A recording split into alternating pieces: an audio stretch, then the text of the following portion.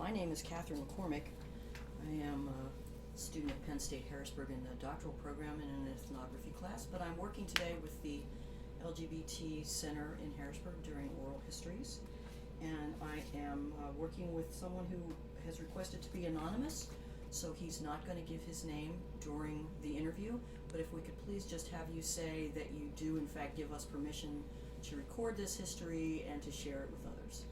Hi there, my name is Anonymous, and I do give my consent for my story and my narration to be used and shared. Okay, excellent. So let's just go back, to the very beginning and talk a little bit about your early family history. Anything that you can think to share about that would be fine.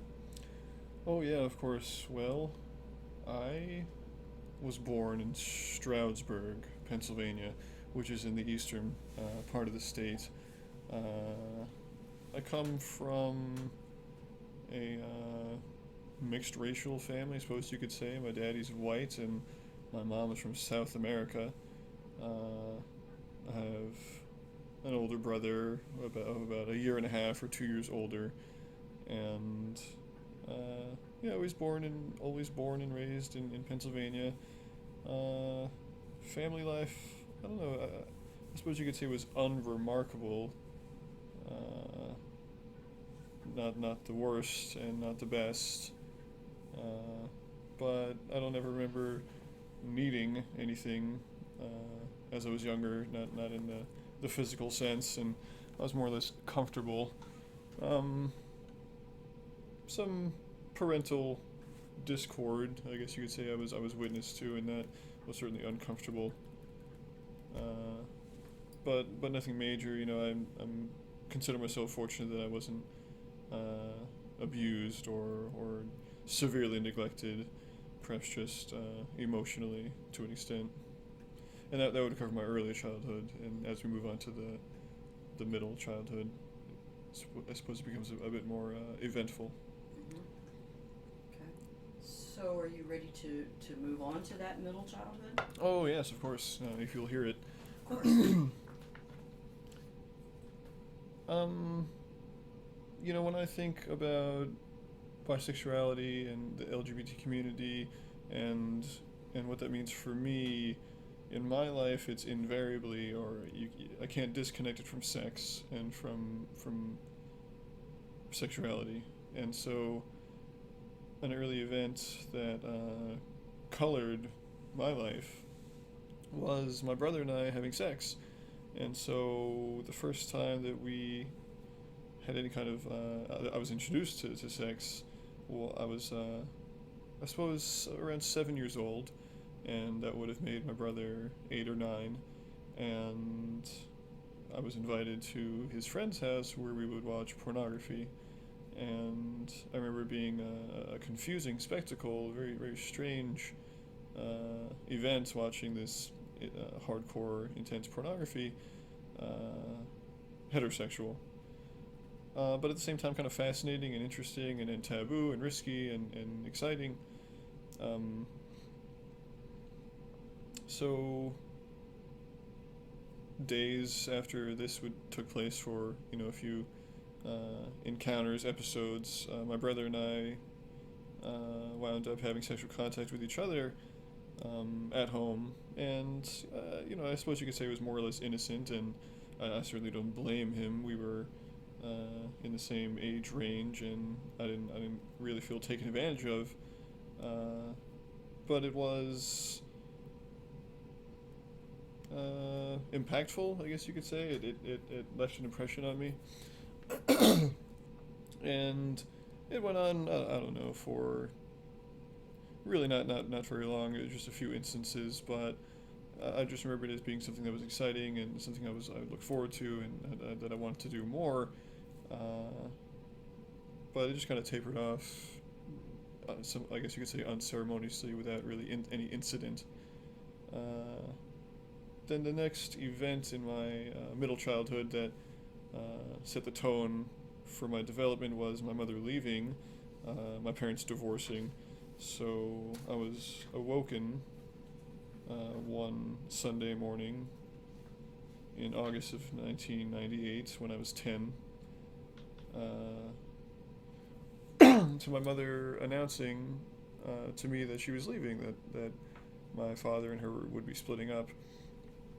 Now, this was the culmination of, I suppose you could say, an unhappy marriage. They had fought a lot of times before. She had left my father before in the past, and things weren't as happy as they could be, I guess you could say. So it was really difficult for me and for my brother and for my father. And my father had already been struggling with some mental health issues. The last time my mother had left, he was admitted to a psychiatric hospital and received a diagnosis of borderline personality disorder, which is marked by issues with trust and explosive bouts of anger and aggression. And so when my mom left for good this time when I was 10 and my brother was 11 or 12, it kind of just, I guess you could say, crushed my dad, and in a way crushed me too. It was just hard to comprehend and swallow that this woman who I loved so dearly would just leave and not really provide much explanation or much comfort or resolution or any kind of plan for what was happening. It was just, well, I'm leaving, goodbye, and I love you very much, but I gotta go. And it was more or less just like that. And so my dad fell into a good bit of depression and lifted out of that at times by great anger and resentment towards my mother and her new boyfriend. And so from 10 to probably 16, 17, 18, it was marked by this kind of resentment towards my mother and my dad, going through periods of greater depression and and lesser depression and never really recovering.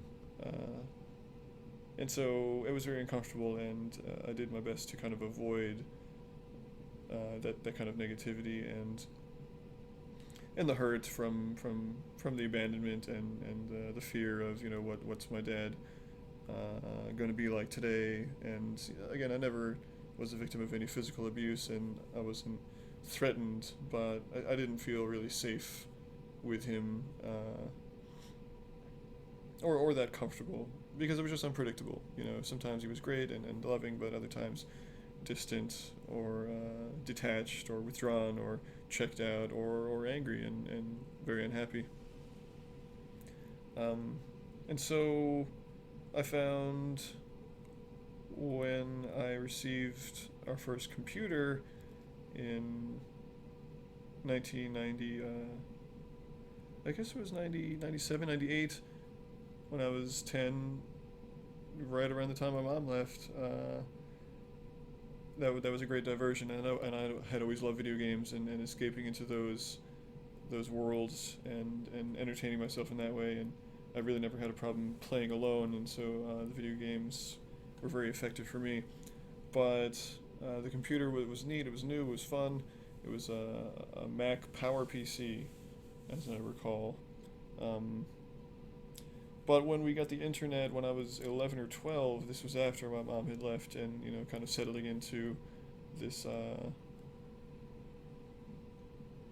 this life that I had, which wasn't terrible. I should add that I lived with my grandma, and my grandma was always very loving and very supportive, and she was the balance to my dad, and she was just nothing but a positive force in my life, and so she really kept us grounded and kept me grounded and feeling safe.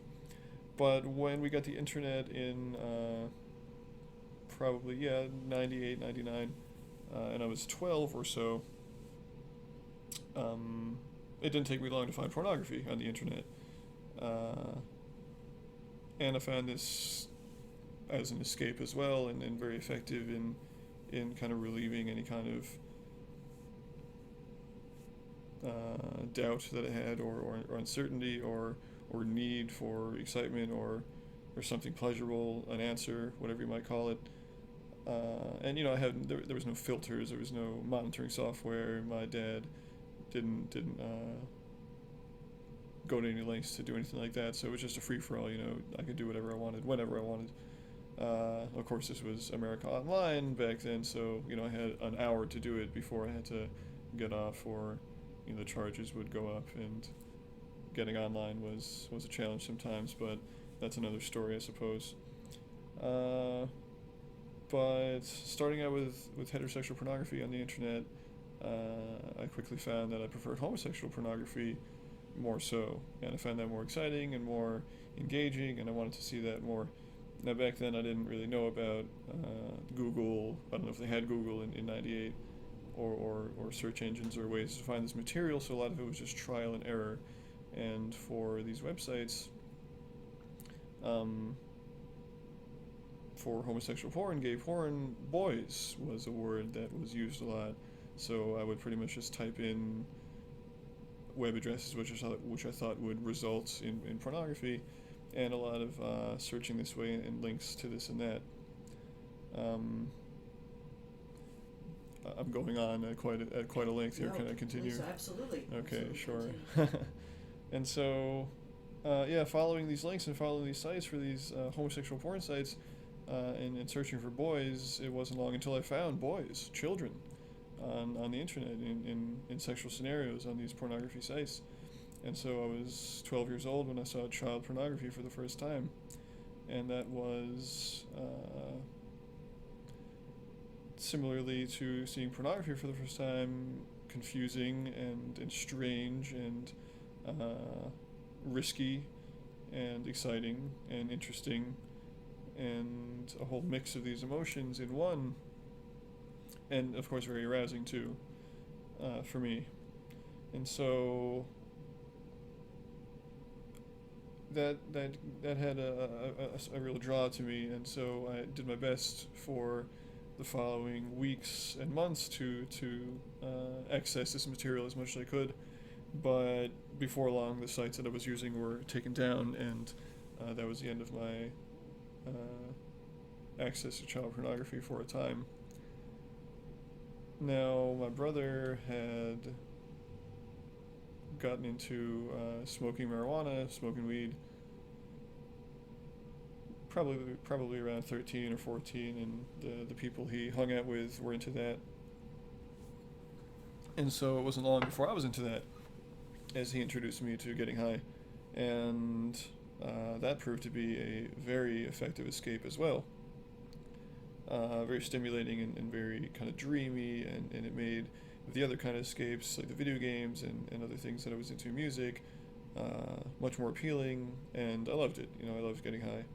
So my friends and I, when I was 13, we started getting into that, into drugs and smoking weed and buying drugs and doing as much as we could to get into that.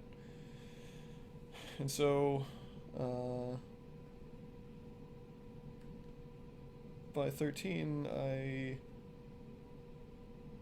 had these alternate interests that were illegal and secret and very effective at I don't know what else to say besides escape. It was just what worked for me. It kept me, I guess, feeling safe, like I had some kind of predictability in my life, or something that I could choose, something that I could control. And all the while maintaining, a very pleasant appearance on the outside. I was always very intelligent and very good with social skills, and polite and good in school, and didn't really cause any problems for the most part. My pornography usage and sex on the internet took a bit of a different route after I couldn't really find children on the internet anymore, and I relied more on what I could find in that regard, which were text stories of children having sex and child pornography in a text format. And so I relied on that kind of material as I moved into 13 and 14. But that really all took a back seat, and including the drugs, when I fell in love. I met my first girlfriend when I was 14, and I was just really enthralled and totally infatuated with this girl who was in my grade. And I found that was something that I really wanted to pursue and really felt strongly for, more strongly than I've ever felt about anything before and really since. And over time and getting to know her and her friends, she accepted me and she was willing to be with me, and that was very special to me. I can remember having her in my room for the first time and holding her hand for the first time at 14 and crying with her, and just feeling so special and so accepted and loved and honored to have this girl who was willing to be with me. And as I look back at my life now, older, I can appreciate how much I wished to have a woman in my life who loved me and accepted me. And this girl did, and I loved her very much too. And so we were attached for a number of years, from the ages of 14 onward up until university. So as I met this girl and got to know her better, and wanted to be with her, I wanted to be the best I could, you know what I mean? So I stopped smoking weed, I stopped getting high, I stopped smoking cigarettes, and my pornography use, I'm guessing I just didn't really have much of an interest in pornography that much anymore, because I was so drawn to this girl. But I know that I didn't give it up. I never went cold turkey with no pornography. That was always a presence in my life. But as the years went on and you become more familiar with a person, you lose the infatuation and the love kind of evolves and the relationship evolves, right? And so years passed and my devotion isn't as burning as it once was, and so I started getting high again around 16 or 17, and didn't exactly cause a rift in the relationship, but it just wasn't what it was as it was before. It was something else though, and that was okay. My pornography use got out of hand and evolved when I was 17, and my dad gave me a webcam. He was on Yahoo Messenger, and I had a friend who was on Yahoo Messenger, and so I didn't really think much of him being on Yahoo Messenger other than maybe trying to meet some people, because he tried to date here and there very sporadically. But when I found that my friend was on Yahoo Messenger as well, I got a better idea of what goes on Yahoo Messenger. And it turned out that back in 2001, 2003, Yahoo Messenger was really the Wild West of sex chat rooms and webcam cyber sex. So after just the slightest nudge from my friend as to what could happen on here, I discovered for my own that anything you wanted to talk about, view, access, as far as sex and pornography, was there for the taking on Yahoo Messenger in 2003. And so now, armed with this webcam and a limitless amount of men who were willing to talk about sex with children, provide me with images of sex with children, child pornography, and what's more, actual minors, children who were on the webcam, masturbating and exposing themselves on the webcam, the floodgates were more or less opened, and I rediscovered how much this material appealed to me at 17 and 18 years old. So that became more or less a daily pursuit, and provided an outlet for my sexual urges, I guess you could say.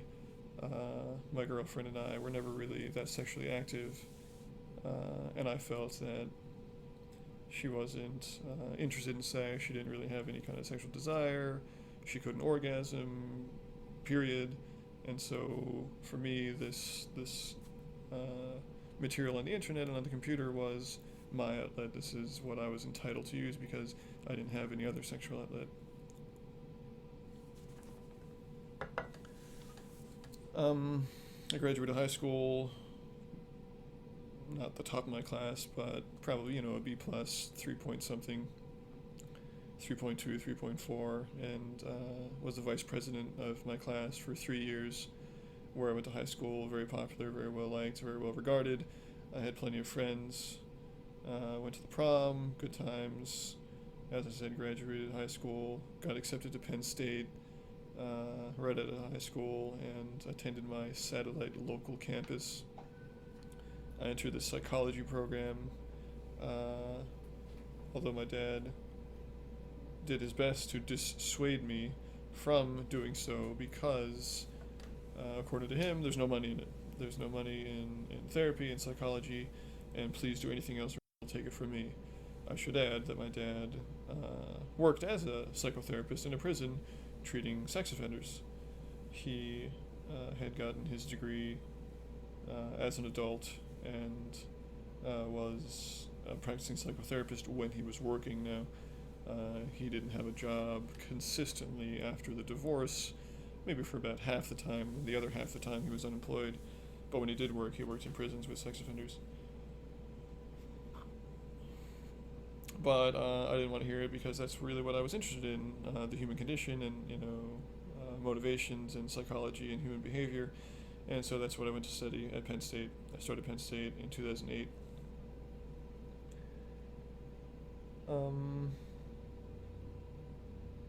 At this point, I had never had a relationship with a man.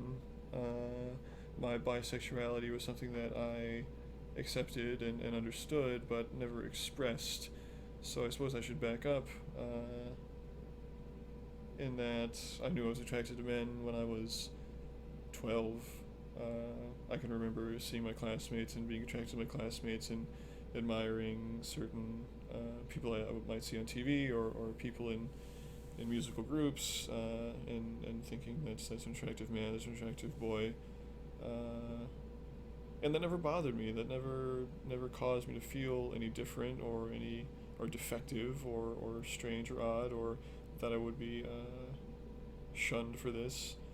Now, I suppose I never believed that, but I never much thought about it, but I did believe it because I never expressed this to any of my friends or family that I had an interest in men or in males or that I liked girls and boys.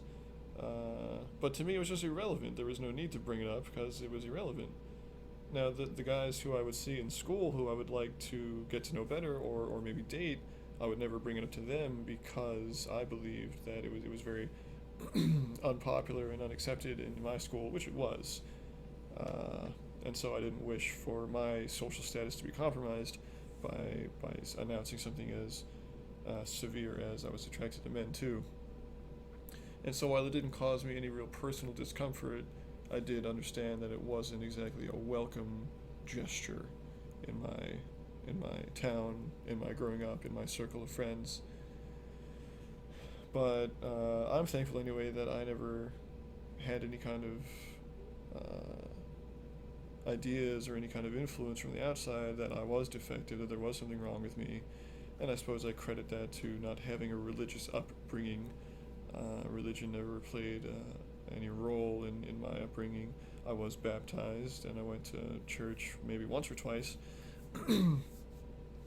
But I guess I can credit that to my dad, who just had, I don't know if he had belief in much at all, but Jesus or any other kind of supernatural beings was not included in that, and I thank him for that, and I feel that allowed me to have an open mind and not be restricted to any kind of predetermined thoughts or prescribed values. And so I mention that because, I didn't have any kind of turmoil as to being attracted to men. But as I'm 18 and I'm graduating school, it's more on my mind, and especially now that I'm on the internet with these other men, masturbating on webcam, and potentially meeting all these other people that I could be hooking up with, having sex with, meeting. It's starting to become a little more pressing now that I'm 18 and wanting to have sex with a man, wanting to have that experience. So I came out to my friends, my girlfriend, just that, and I was on Facebook, I think, or MySpace. There's a section in there, what's your sexual orientation? So I changed it from not listed to bisexual.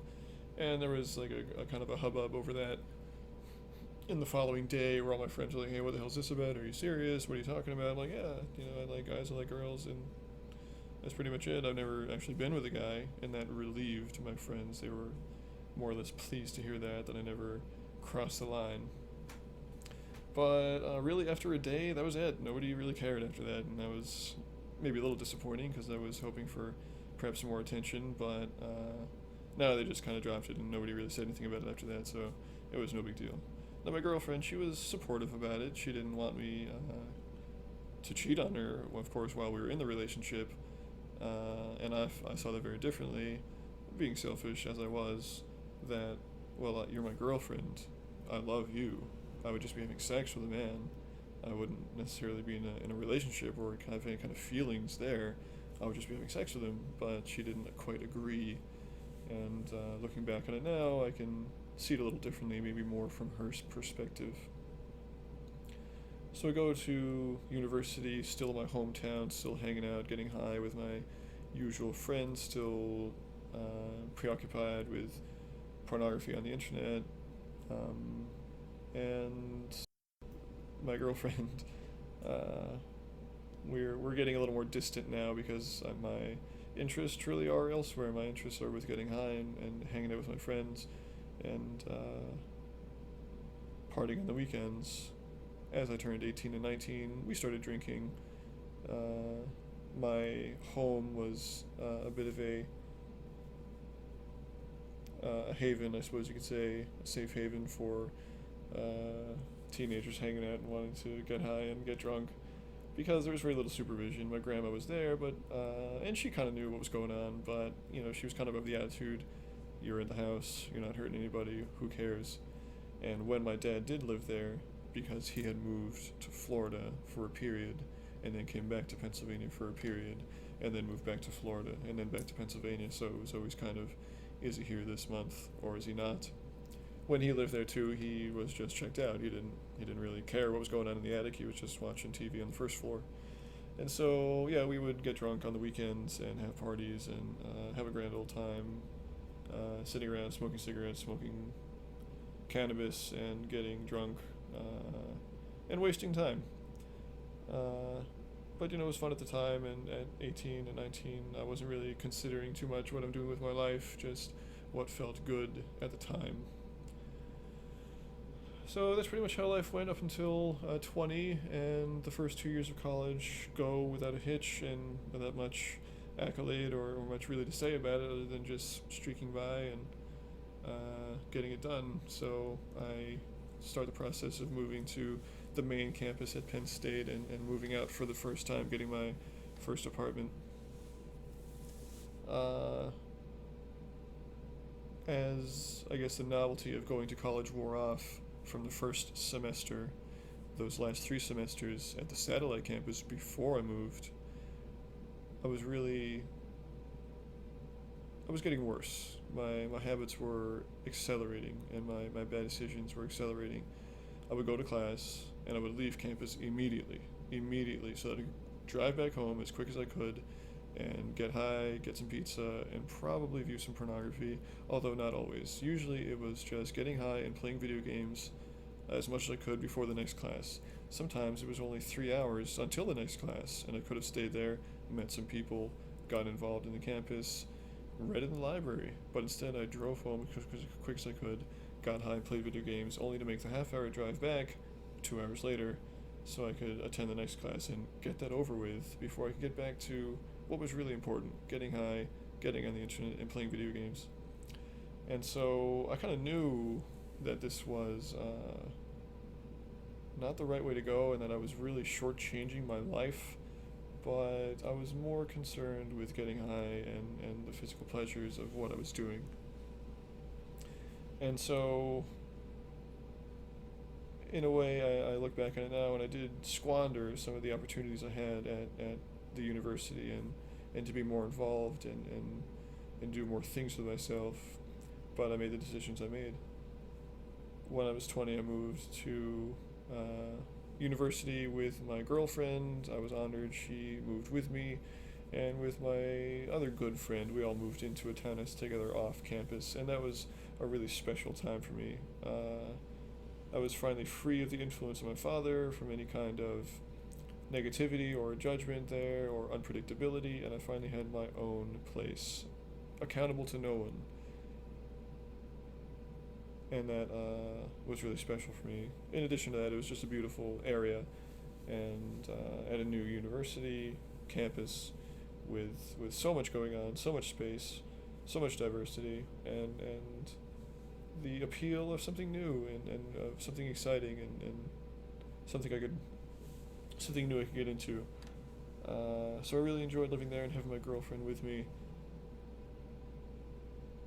And it was very nice, but really not much had changed. The scenery had changed, but I still had my bong and my pipes and my drugs, and I still had my computer, which my dad bought me a new computer, which was I guess a real solace, a real comfort when I went to the store and he bought me that computer, because I knew then that I would not have any interruption in my habit, in my pornography usage, in my cybersex, and viewing child pornography. There would be no interruption. In fact, I had a brand new medium to do it, and it was all mine. And so that was very appealing to me, because I still hadn't really developed a proper sexual relationship with my girlfriend, because I was more involved in getting high and using pornography. And so college went by much in the same fashion that my first 2 years went by, initially being involved in the campus and excited by the new prospects, and then just retreating back to the safety of my cave, of my little hole in my little apartment, in my little corner of State College, and getting high and isolating and playing video games. I had my first sexual encounter with, proper sexual encounter with a man then. I suppose, add that I had a brief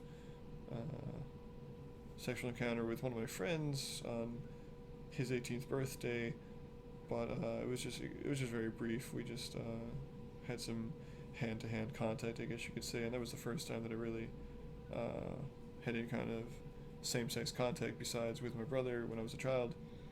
And so I appreciated that very much, and I enjoyed it very much, but about halfway through, he became very guilty and asked me to stop doing what we were doing, because, what would his family think? And so I thought that was very strange. Who cares what your family thinks, was my attitude, but I suppose he had a bit more of a family presence in his life. Anyway, that was when I was 18, but I had my first real encounter with a man when I was 20, after finding out about Craigslist. I suppose I found out about Craigslist from some sensationalized news story about somebody getting hurt or taken advantage of through a Craigslist ad, which I understand happens, but I also understand it's much more the exception, not the rule. And so I found out about this website where you can meet men who want to have sex and not really have to work through a relationship or do anything difficult. You can just have sex with them. And so I found that appealing.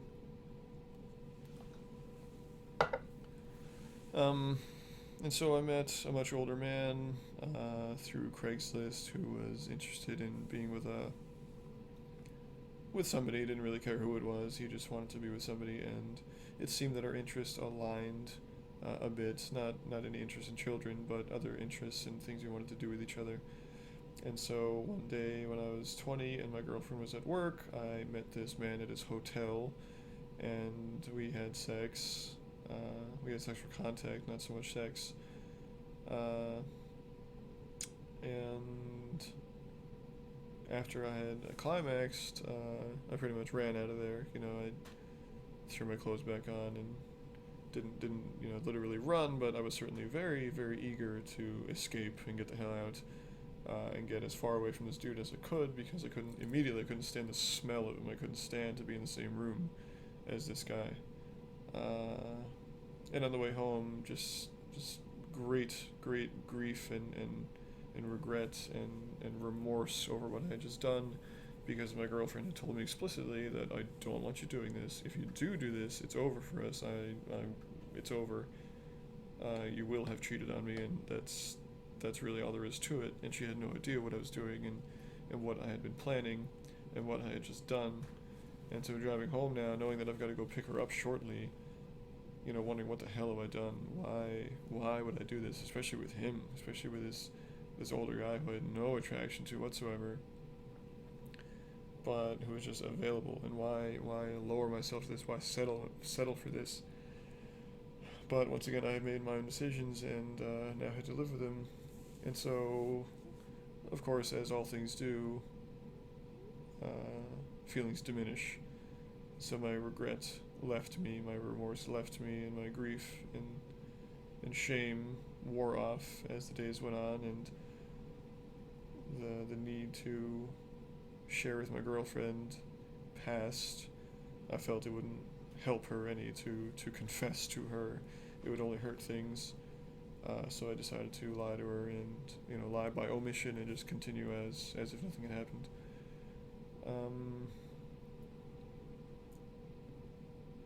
I suppose you could say I became more daring with my pornography usage and cybersexing and talking to minors and committing felonies with child pornography as the months went on and the semesters concluded, and things really took an upswing when my girlfriend left to Europe to study abroad, and now I was left alone, albeit with a new other roommate, but he kept to himself, I kept to myself, and so really I had no kind of restrictions, nothing to keep me in check anymore. And so I spent a lot more time on the computer, a lot more time with cybersex, and the need arose in me again to meet a person, a stranger more or less, for sex.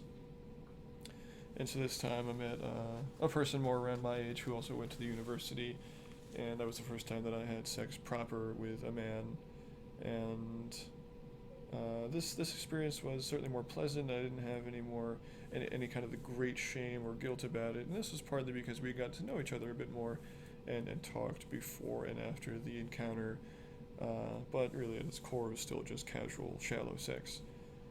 So I left that encounter feeling alright about it, until 2 days later when I developed some red marks on my face, red sores on my face, and it started more or less benevolent, perhaps you could say, or innocent enough looking, but as the days progressed, it got worse and worse, and now I've got red sores all around my mouth. I've got red sores on my neck. My face is ruined, in so many words, and what else can I connect it to but by this casual sex, this unprotected oral sex that I had with this man. And the panic and the grief and the incredible shame that I felt having to go to work, having to go to class with this redness all over myself, this crusty red irritation around my mouth and on my chin and my neck and on my face, and frantically searching on the internet for any kind of relief, any kind of remedy, a solution. What can I do? I've got herpes, I've contracted this STD. How the hell am I going to tell this to my girlfriend when she gets back from Europe? What am I going to do with myself? I've ruined myself for the rest of my life. I'm only 21. So after weeks of trying to do it on my own and fix this on my own, I decide, I give up. I got to go get help.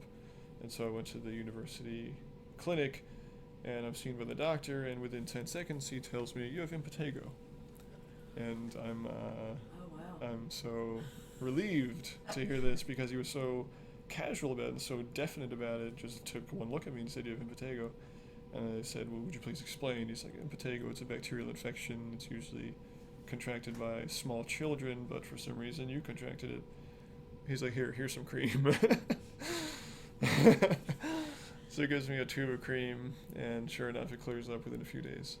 Wow. Yeah, so it was a very close encounter with STDs and unprotected sex, and taught me a very valuable lesson about the need to use condoms and have safe sex, and to be safe. But it reminds me now that wasn't my first STD scare. I had an unprotected sexual encounter with a girl who my brother had invited over before I moved to state college. So I was like 20, and she came over and she performed oral sex on me, and it only lasted for a very brief period. But I found out afterwards that she was a needle user, and I became very afraid and scared that I just had unprotected sex with a needle user and maybe I have HIV. And so that was the first instance of me having real panic and uncertainty over what I had just done.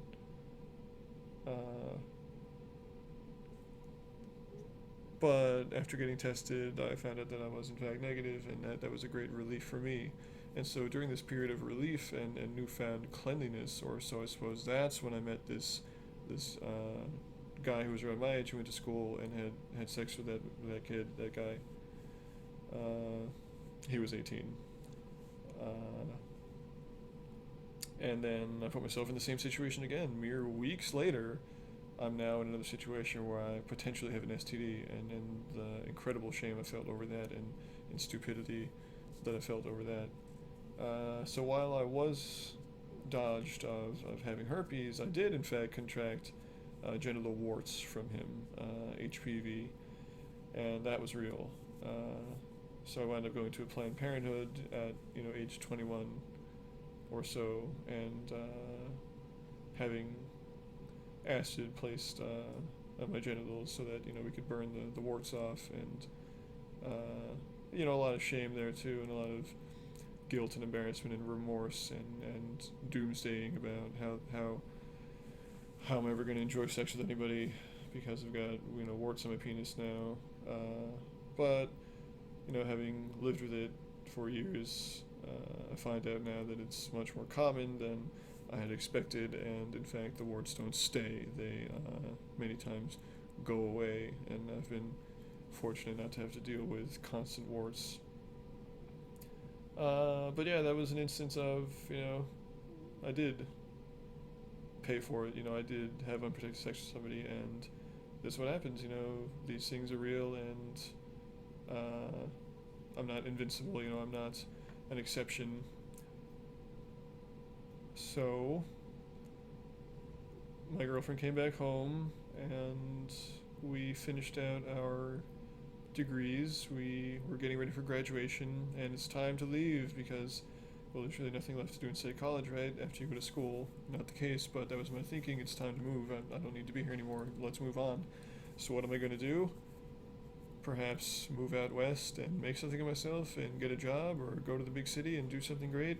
No. How about move back home to my old neighborhood and go back and be among my friends who never left the neighborhood, and we can continue partying and getting high and getting drunk, and I can have my nice, safe little area back.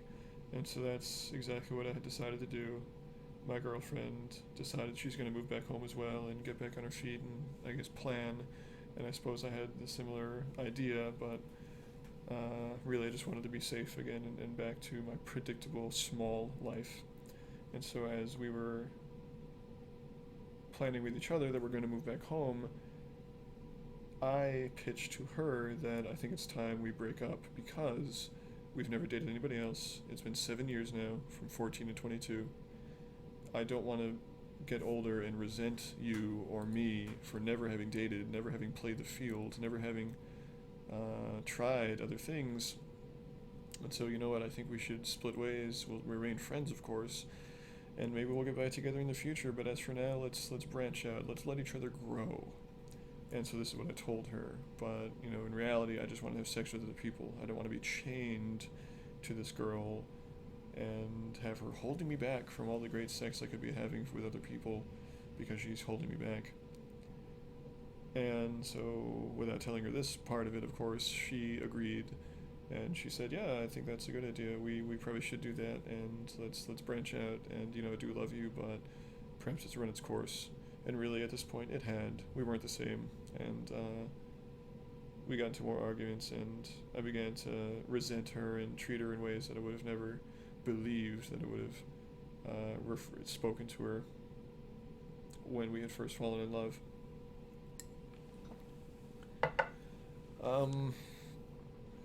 So I cried a lot as the separation approached. We had a date, June 3rd, right around there, when our lease was up and we were to move back home. We had a date for our breakup, and so with this date looming in my head every day, it was extremely painful, and I would cry in the bus, I would cry in my car, I would cry going to sleep, I would cry playing video games after seeing something beautiful, and thinking about the loss that I'm about to endure, and how this woman who does love me is going to leave me, and I'm going to leave her, and just being very torn up about it, and crying with my girlfriend. But she never cried. She never cried with me. She felt for me, and I know she loved me, but I always thought it strange that she never cried. But I look back on it now, and I wonder how much of me was getting what I deserved. What was setting up the circumstances that I felt I deserved. That I needed to push this woman away from me, like my mom eliminated herself from my life. Maybe I didn't deserve the love that I knew I had from this girl, and so I created a circumstance where I'm going to be denied and I'm going to be abandoned again. At any rate, we did break up and we did move back home to the old hometown, and my grandma was down the street, nice seeing her. My friends were around and we started partying again. I had my own apartment this time, and I was the grand host to whatever, whenever. I was the only one who had my own place, and so I was the master of ceremonies, and you wanted to get high, let's go to it's funny, I was about to say my name. Let's go over there. Hey, we're gonna get drunk tonight. Let's go over here. Hey, we can go to this guy's place before we set off for the rest of the night. So, I resumed my role as leader of our group of losers. I did get a good job, though. I used my psychology degree, and I started working as a TSS, and that is a therapeutic staff support. And in this role, you are assigned a mentee, which 9 times out of 10 is a child, and in most cases they have behavioral disorders. Well, all cases they have behavioral disorders, and I was assigned a child with autism so that I could shadow this kid in school and make sure that he is staying on task, staying out of trouble, and forming proper social skills. Now, I had gotten this position as a reference from my girlfriend's sister, who also had a psychology degree, and who recommended to me, well, hey, I work here and they pay good and you can use your degree, which I was insistent upon that I use my degree. And I said, yeah, let's go for it. Now, I always say that I did not intend on getting around children. Of course, I had a fascination with children and had been viewing child pornography for 7 years, 10 years, off and on. But I don't know if that'd be entirely accurate. I'm sure that when this girl brought this idea to me, that certainly raised interest in my head that, hey, I could be around kids all day. Great. Did I exactly have plans to abuse a child? I did not. But I'm sure that I did find it exciting at some level. So I start working at a middle school in the year that I graduated university, and I'm living at home at my own apartment, and I'm still getting high, and I'm assigned a 12-year-old male, and I'm in class with this 12-year-old male every day, Monday through Friday, and it's a really pleasant job. The kid, he's very pleasant and polite, and he has his challenges. He was nonverbal, but he was more or less good functioning, and I felt very, very good about the role, and I took great pleasure being a professional and writing reports and using my degree and the esteem of having a real job that paid great, and I'm feeling good. I'm single now, and I kind of feel there's some opportunity there to meet new people, although I'm really not making any efforts at doing so. Being around children all day was gratifying for me, and really not in a sexual way initially, but just in that I appreciated having younger people around me that admired me, because while my client was autistic, the kids that he was working with were not behaviorally challenged, and so they liked hanging out or talking to the older guy. He's like the cool TSS, he's funny, he's personable, and I enjoyed having that kind of attention from this age group. Now, of course, there was objectification going on there, and I would be lying to say I could separate my sexual interests in children from these children that are around me, but I didn't abuse the privilege. I felt anyway. I felt that I could keep those two things separate in my actions, in my thoughts, not so much. So I wound up getting fired from the first position when I did overstep boundaries, and I wound up texting one of the youngsters, and my supervisors found out about that, and it wasn't sexual texting, but it was a conversation, and really there's no need for me to be talking to a 12-year-old anyway. But I was released from that first position and went through a period of unemployment where it was very difficult for me because, finances, and it was really, really tough having to pay bills and rent and all that with no income. So I went on unemployment for a good 8 months and went into a bit of a funk there, especially towards the end of kind of depression and feeling worthless and feeling aimless and useless, and knowing that I have such preoccupations and such habits of this pornography use every day, and the great shame that goes with every climax and every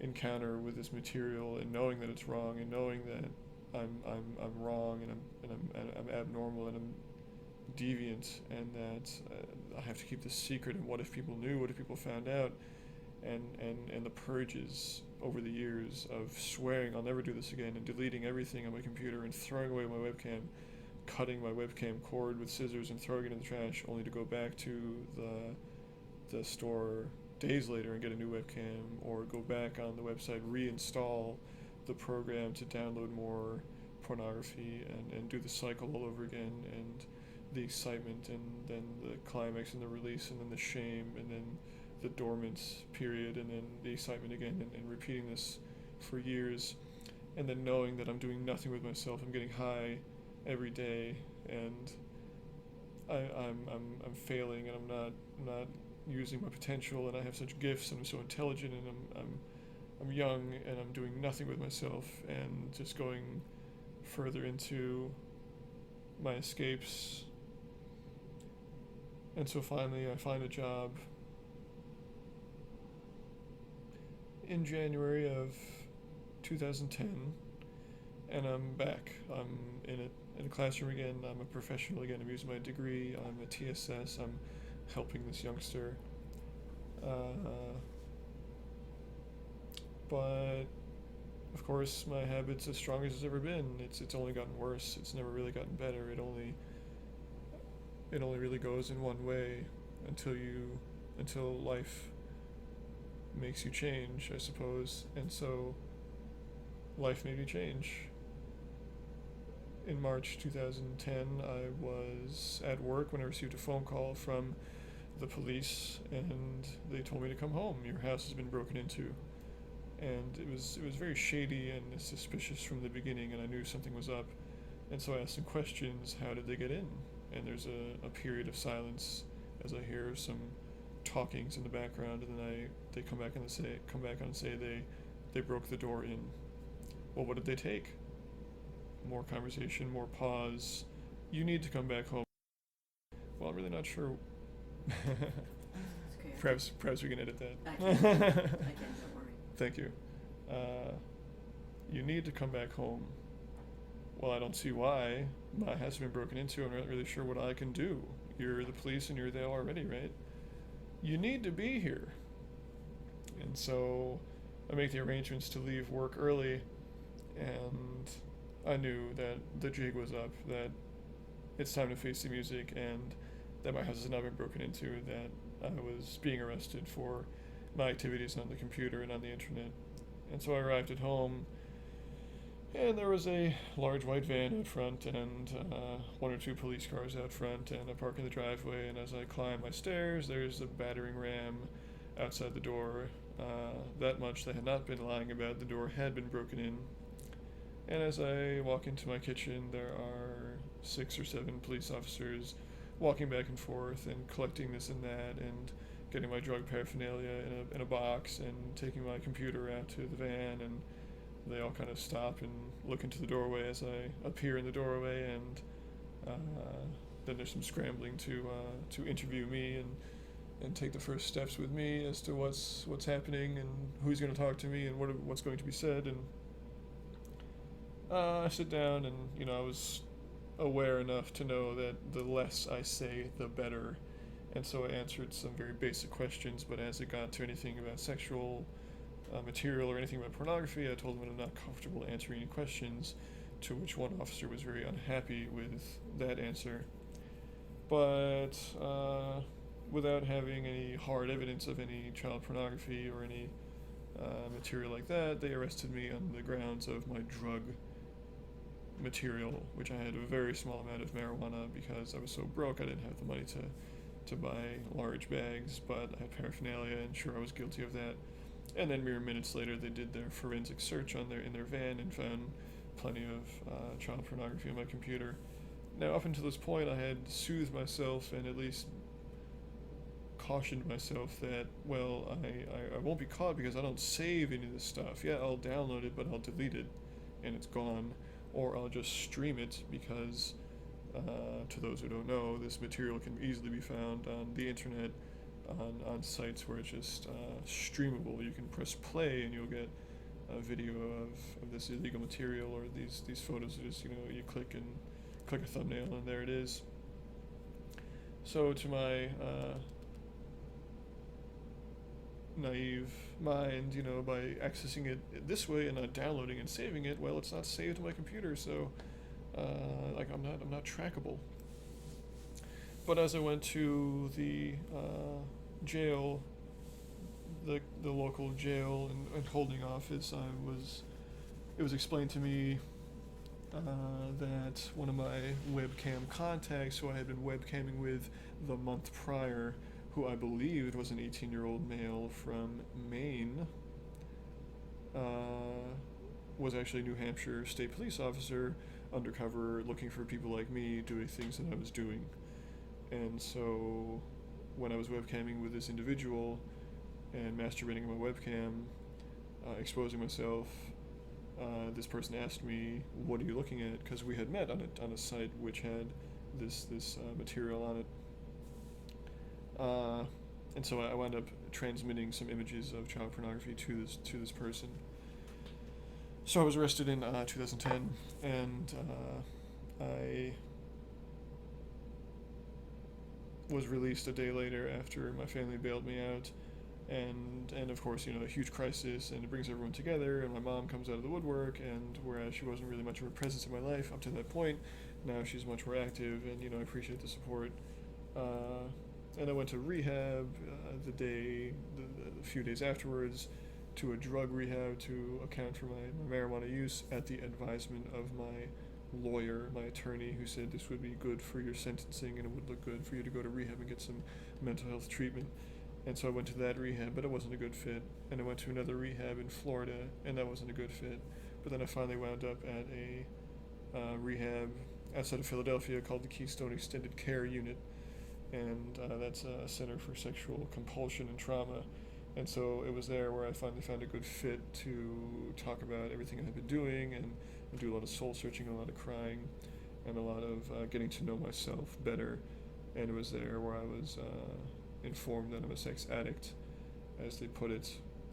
And I had a hard time dealing with that because in my mind, who doesn't like sex? Who wouldn't have sex all the time if they could?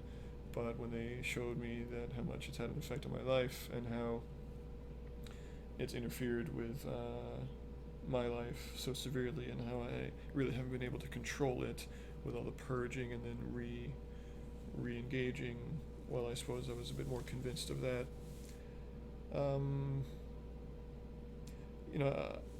I think I should remember that this is an interview about LGBT and my role in that.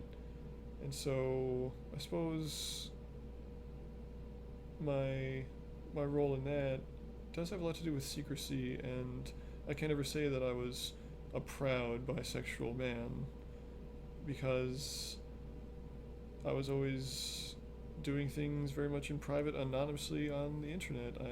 When I would have cyber sex with these men, I wouldn't show my face. We were just using each other's bodies. I didn't feel comfortable being bisexual openly. I don't think I had any kind of inner turmoil, as I had said previously, but I never was really out. I didn't hide it, and my friends knew it, but I was never really out, and I never pursued it. And so the draw that I had towards men could never really be separated from the shit I was doing on the internet. And so my ideas about sex and about love and about relationships and about men and women were very warped and very, very shaped by anonymous cyber sex and pornography and exploitation and objectification of children and adults. And so I had a very warped and odd attitude towards sex and relationships and just viewing sex with a man as an end, not a product of a relationship or of building trust with somebody, an expression of love, but instead just sex.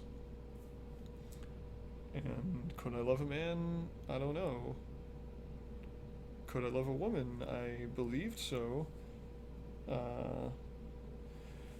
But at the time of my arrest, I was I didn't have any kind of leads in that regard. I didn't have a girlfriend, I didn't have a boyfriend, and I would make some minor advances to meet a guy. I would go to like the gay club, but I wouldn't stay, and I might go to the parking lot and then leave because I wasn't sure and I didn't feel right, and I would talk myself out of it, like, oh, nobody's there anyway, and nobody's there that I want to meet anyway. So I never really explored that, or maybe truly accepted that part of me, and wondering, am I bisexual? Am I gay?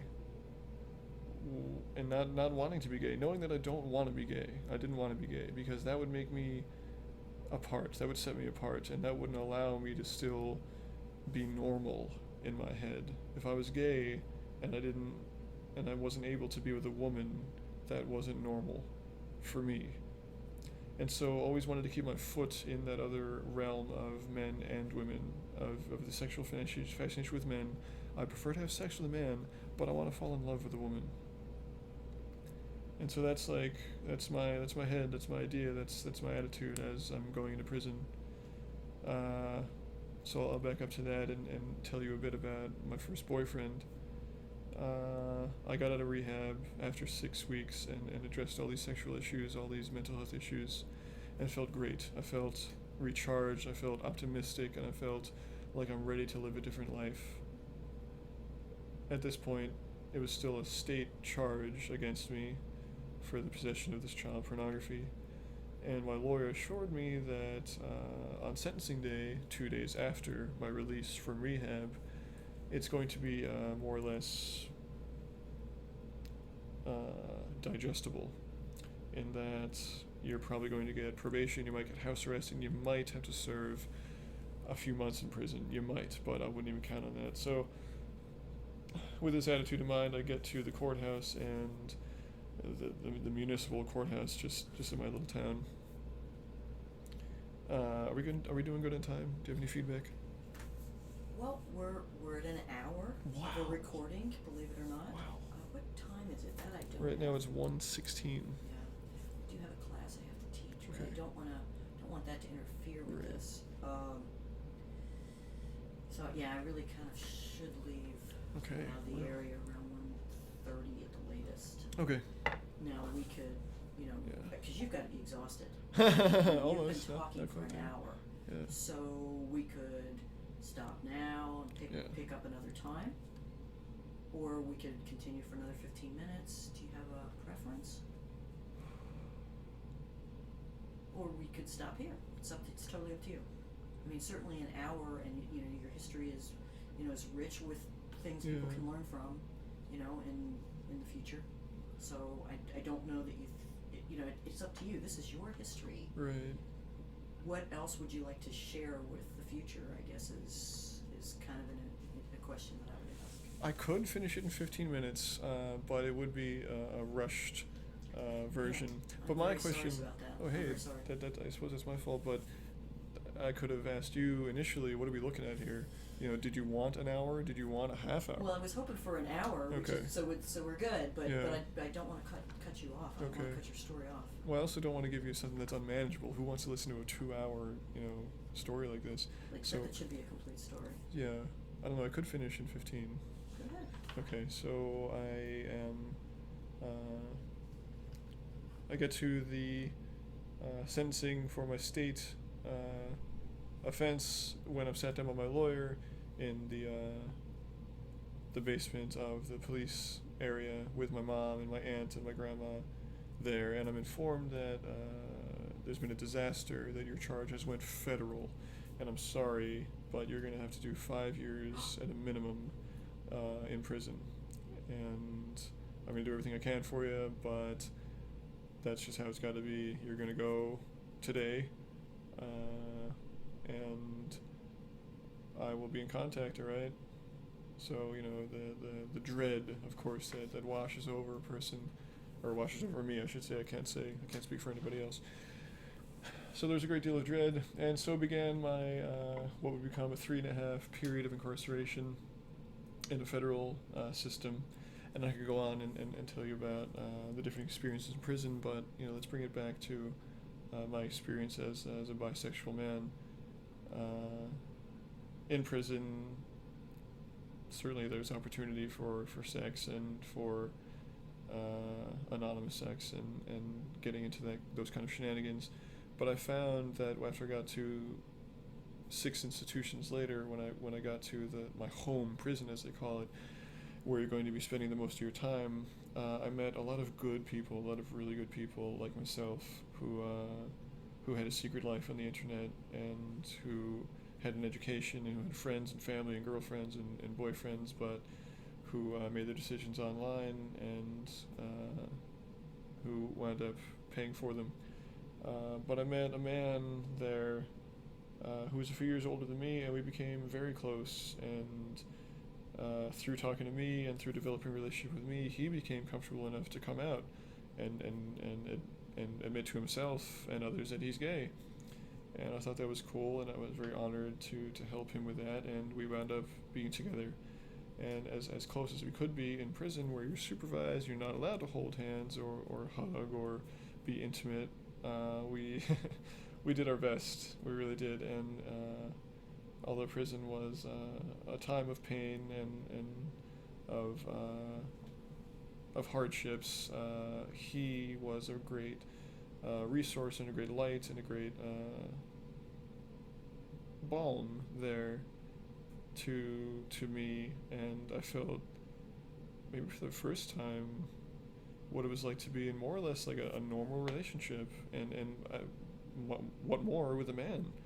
And I didn't feel guilty about it, I didn't feel bad about it, and we were out and people knew we were together, and I truly did love him. I loved him very much. And when we had to part ways finally, when it was time for me to move on to another institution, it was very emotional and very, very hard to leave him, and we cried a lot, and we were able to kiss in the lobby right before they escorted me out, because the corrections officers left the room quickly, and we had a teary-eyed kiss, and that was very nice.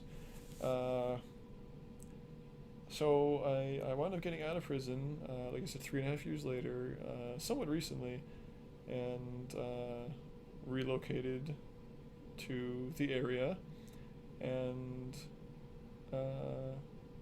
made friends, and you know, a lot of doubt as to whether or not I'd be able to reintegrate into society, and would people accept me having done what I did and having such a label.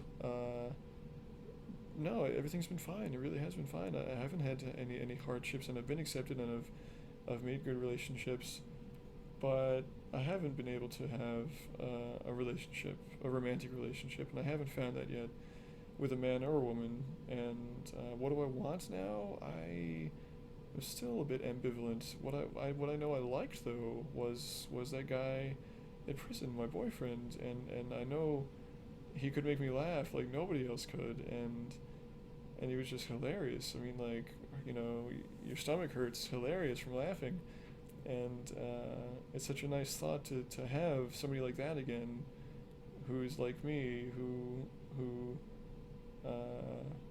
can be there for me and love me and make me laugh like that. And I wonder, can I ever find him again? Are people like that out there? I don't know, but I'd love to try and find out. Now, can a woman do that for me? I'm really not sure. And again, how much of my bisexuality and wanting to find a girlfriend, which is what I'm saying now, I want to find a girlfriend. How much of that is me wanting to prove to the greater world that I'm normal, that I'm still within acceptable limits, that to my born again Christian mom, that I'm still acceptable, and how much of that is just denial of myself, that I really want to be with a man and love a man and have a relationship with a man. So, you mentioned just a few minutes ago, what can others learn, and I suppose through my story, if you're a young person, I would say be very careful with what you're doing on the internet. And I'm not just saying accessing illegal pornography. I'm saying objectifying people. I'm saying escaping into this idea of sex and lust and what that is and how that pertains to reality, because it's really not reality, and it's very shallow, and it's not rewarding, and it's dangerous. And I'm not just saying for illegal materials and you're going to get arrested. I'm saying it's going to warp your idea of what love is and what sex is and what a relationship is and how that all fits together. I would say to be honest with yourself, as I would like to say that I am, but perhaps in my actions, I'm not so sure that I am. And I'm still progressing in that regard as to who I am and what I am and what's acceptable and what's not. But I'm thankful that nowadays there's no need to be ashamed or live in secret or hide yourself. That I don't know how prevalent discrimination is against LGBT people anymore. I don't see it in my life. I only see acceptance, and I find love. And I suppose the main message is to trust the world and love those people around you, because we do live in a place where there is so much more good around us than there is bad, and there's nothing but opportunity and positivity and life around us, and to focus on that, and don't ever doubt what you can be or what you can do, because it's all there for the taking. And you can do whatever you want to do and be whatever you want to be, regardless of who you love or what you are, what somebody thinks you are.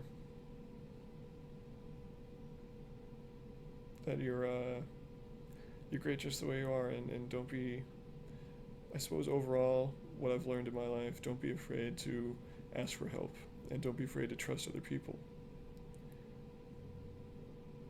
and to coexist with people and live with people, and you'll find the remedy to your fear and the remedy to your doubts in other people. And that living alone is no way to live, and there's no reason for it, because there's good and trusting and loving people all around you, right next to you. and thank you for listening to my story. Thank you for telling your story.